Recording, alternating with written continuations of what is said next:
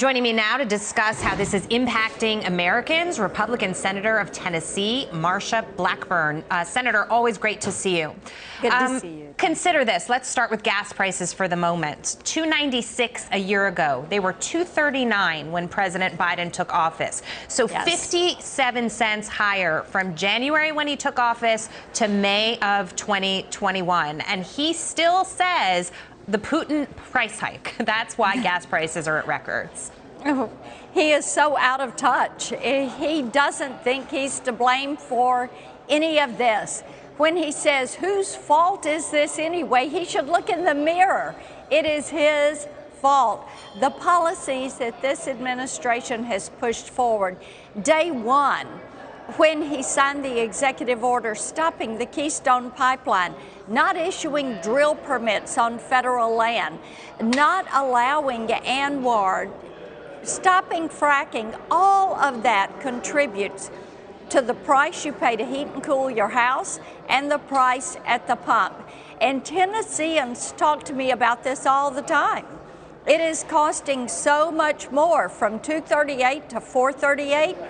$2 a gallon more under Joe Biden. This is something that they know it is not Putin's fault. This is Joe Biden's fault. You know, we were energy independent under President Donald Trump. I remember watching that happen. I remember Americans rejoicing every time they would go fill up, and they could say whatever they wanted to say about President Trump and his character and his tweets, but people said that they were optimistic about their financial lives and their futures, and that has all since changed. Now, speaking of some of the issues that impact inflation that he didn't really address today, we're also dealing with a massive problem in the supply chain that's impacting the story that we're watching closely about a shortage in baby formula as well. And I know that you tweeted about this earlier, so I just want to read that to our viewers. And you said Tennessee parents are struggling to find baby formula. What is Joe Biden doing to help families? And as a matter of fact, this is not something that he addressed today. What is he doing? We are trying to figure out what he's doing. He could be talking and negotiating with these entities at the ports. He could be looking at the distribution chains. He could be making certain that the inspections are properly done on the factories in a timely manner and that we're moving this product forward. Tennessee is one of the states that does have a shortage. And I was talking with one of our state reps earlier today, and they were saying in the Knoxville area that Target is out, Walmart is out.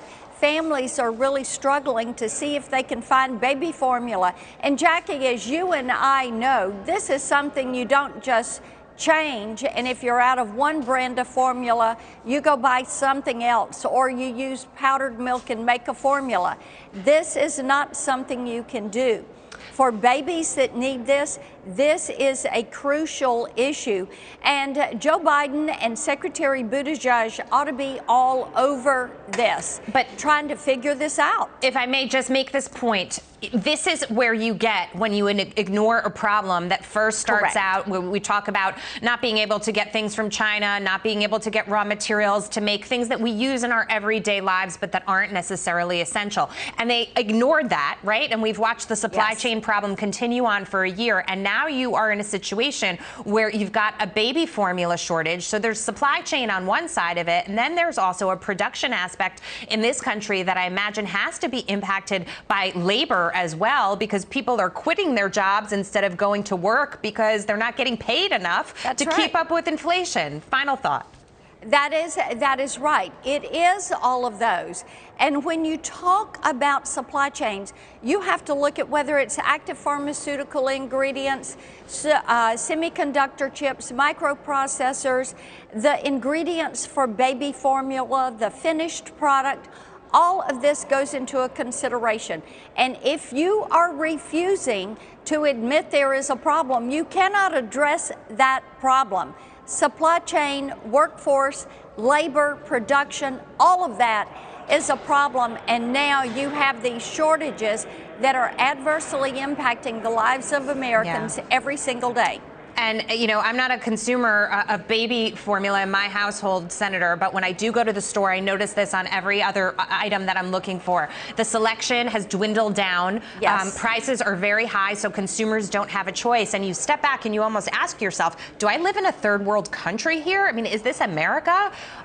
It's shocking. It's shocking that we're dealing with this. Senator Blackburn, yes, it is. Great to see you. Thank you. Good to see you. Thank you.